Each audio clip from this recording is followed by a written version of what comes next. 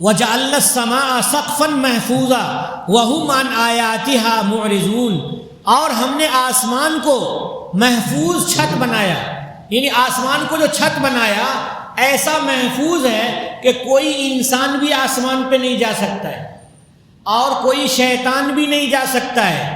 جب وہ جاتے ہیں شیطان آسمان پر تو ستارے توڑ کر کے فرشتے ان کو مارتے ہیں، تو جیسے بم اور گولی سے آدمی ختم ہو جاتا ہے، آبادیاں ختم ہوتی ہیں، ایسے ہی اللہ تعالیٰ نے اوپر میزائل رکھ رکھے ہیں شیطانوں کو مارنے کے لیے۔ آسمان محفوظ ہے، سقفاً محفوظاً، مکمل محفوظ چھت بنا دیا ہے کہ وہاں تک کوئی نہیں کوئی تصرف نہیں کر سکتا ہے اللہ کے علاوہ۔ سائنسداں آتے ہیں اور کہتے ہیں کہ آسمان ہے ہی نہیں۔ کیوں نہیں ہے؟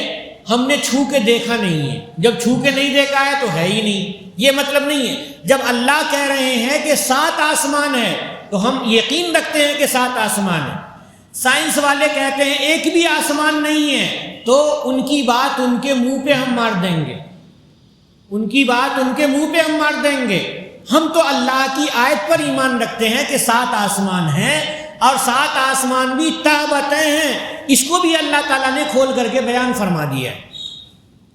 وَهُمْ عَنْ آيَاتِهَا غَافِلُونَ مُعْرِضُونَ، اور یہ لوگ یعنی مشرکین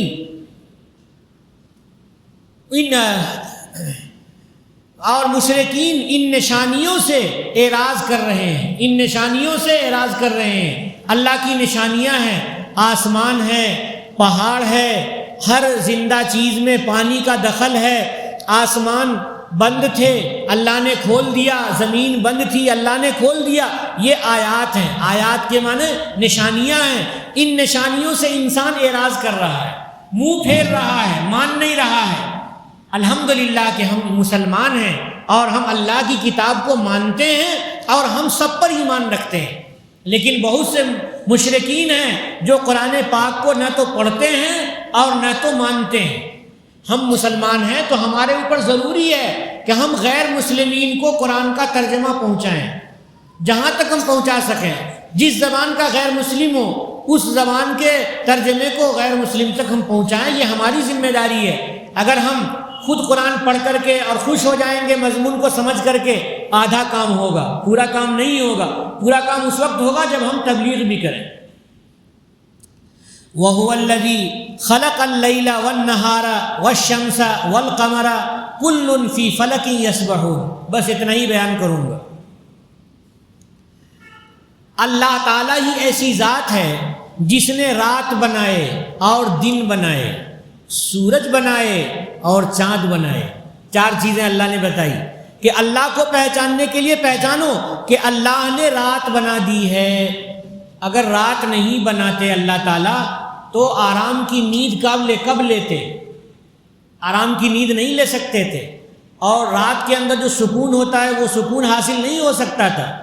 اللہ نے دن بھی بنایا ہے کہ دن میں انسان اپنی حرکتیں کرتا ہے، روزی بھی تلاش لیتا ہے اور بہت سارے کام دن کے اندر انجام دیتا ہے۔ کیا کسی نے رات اور دن بنائے ہیں؟ کسی بت نے اور کسی مورتی نے اور کسی لات اور حبل اور عزا نے کسی نے بنائے ہیں رات اور دن؟ نہیں بنائے ہیں۔ جب کسی نے نہیں بنایا ہے تو جس نے بنایا اس پر ایمان لے آؤ۔ اللہ نے بنایا ہے، اللہ پر ایمان لے آؤ۔ سورج اور چاند کو بھی اللہ نے بنایا ہے۔ بتاؤ کہ کوئی اللہ کے علاوہ ہے جس نے سورج جیسا سورج بنا دیا ہو؟ کوئی اللہ کے علاوہ ہے کہ جس نے چاند جیسا چاند بنا دیا ہو، جو شروع میں بالکل باریک رہتا ہے اور دناتی اور ہنسوے کی طرح رہتا ہے، اور وہ بڑھتے بڑھتے بڑھتے بڑھتے پورا گول ہو جاتا ہے، اور پھر وہ گھٹتے گھٹتے ایسا لگتا ہے کہ ختم ہو گیا، ڈوب گیا؟ تو کیا اللہ کے علاوہ کوئی ہے جس نے ایسا چاند بنایا ہو؟ ہرگز نہیں ہے۔ جب نہیں ہے تو اسی اللہ کی عبادت کیوں نہیں کرتے ہو بندے؟ اسی اللہ کو کیوں نہیں مان لیتے ہو؟ اسی پر کیوں نہیں ایمان لاتے ہو؟ اللہ تعالیٰ ایمان کی دعوت دے رہے ہیں۔ کل فی فلک یسبحون، ہر ایک اپنے دائرے میں، اپنے مدار میں تیر رہے ہیں۔ سبحون کے معنی تیرنا، دائرے میں تیر رہے ہیں، گھوم رہے ہیں۔ پہلے کے جو سائنسداں تھے وہ کہتے تھے کہ یہ جو سورج ہے اور چاند ہے اور ستارے ہیں یہ سب کے سب آسمان میں ٹھکے ہوئے ہیں، آسمان میں ٹھکے ہوئے ہیں، کیل لگا کر کے جیسے ٹھونک دیتے ہیں۔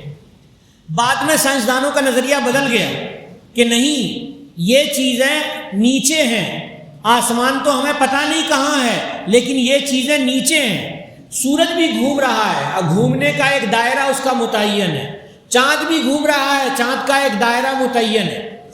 تو یہ سورج اور چاند یہ گھوم رہے ہیں، کلن فی فلک یسبحون، ہر ایک گھوم رہے ہیں۔ سورج اور چاند کے گھومنے سے، سورج کے گھومنے سے کہیں پر دن ہے اور کہیں پر رات ہے۔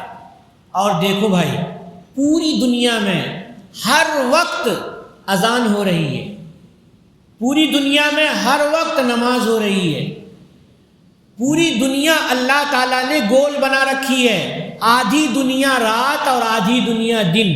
اور جیسے جیسے رات بڑھتی رہتی ہے، فجر کی نماز، فجر کی نماز، سب آگے فجر کی نماز، اس کے آگے فجر کی نماز، اس کے آگے فجر کی نماز، یہاں تک کہ پھر ہمارے یہاں فجر کی نماز ہو جاتی ہے۔ تو پوری دنیا میں فجر کی نماز گھوم رہی ہے، ظہر کی نماز گھوم رہی ہے، عصر کی نماز گھوم رہی ہے۔ کوئی بھی آدمی تھوڑا سا سوچے دن اور رات کے چکر کو اور سورج کی گردش کو، کل فی فلک یسبحون میں غور کرے کہ یہ دائرے میں گھوم رہے ہیں، سمجھ میں آ جائے گا۔ ہر وقت اذان ہوتی رہتی ہے، ہر وقت نماز ہوتی رہتی ہے، روئے زمین پر ہر وقت اللہ اللہ ہوتا رہتا ہے۔ جیسے روئے زمین پہ اللہ اللہ ہونا بند ہو جائے گا، زمین ختم ہو جائے گی، قیامت آ جائے گی۔ اس لیے کہ روئے آسمان اور زمین کو پیدا کرنے کا مقصد ہی یہ ہے کہ انسان اللہ کی فرما برداری کرتا رہے، اللہ اللہ کرتا رہے۔ تو اللہ کا نام ہر وقت لیا جاتا ہے۔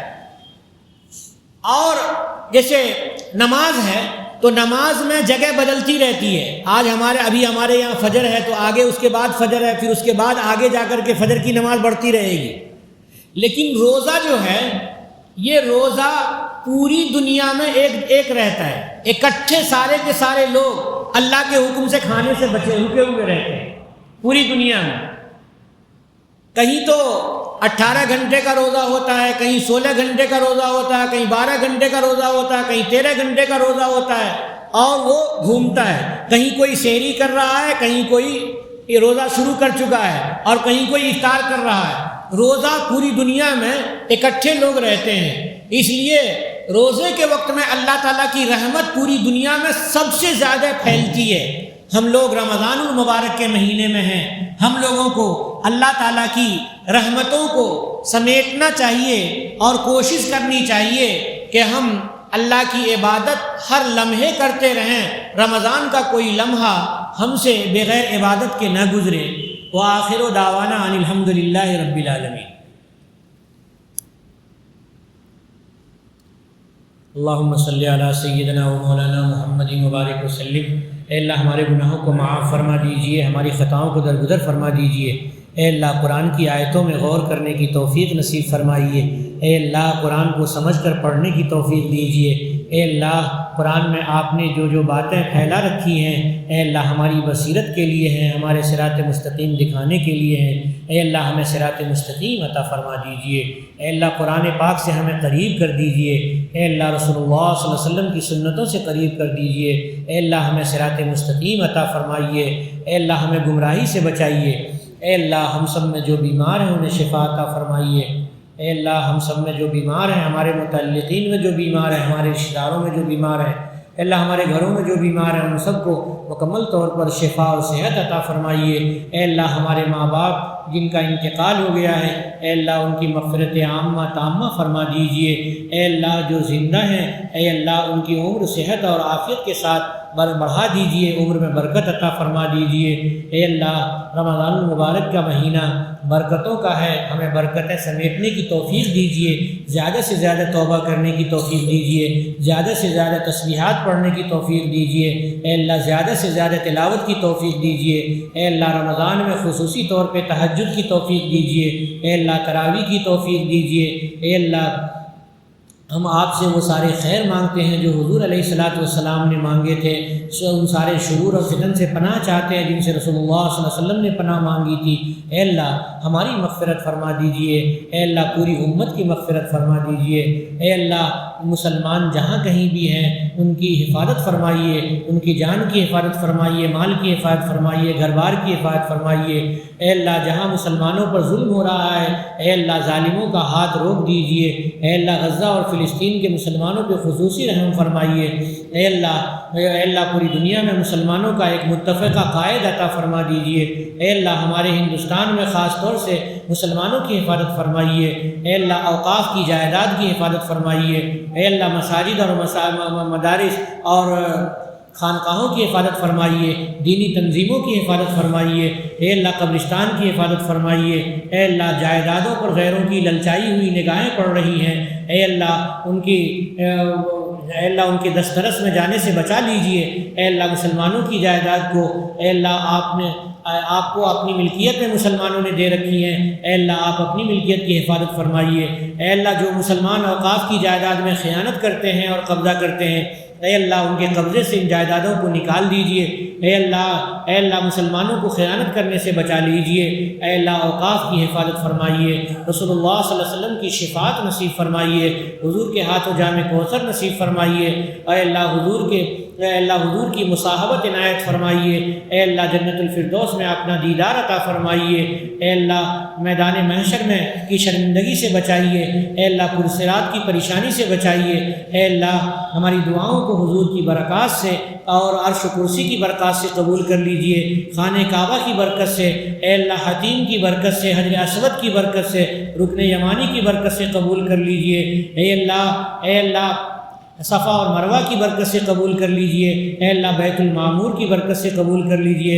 اے اللہ ہمارے گناہوں کو معاف کر دیجئے، ہمارے ٹوٹے پھوٹے اعمال کو قبولیت سے نواز دیجئے۔ ربنا تقبل منا انك انت السميع العليم وتب علينا انك انت التواب الرحيم۔ سبحان ربك رب العزة عما يصفون وسلام على المرسلين والحمد لله رب العالمين۔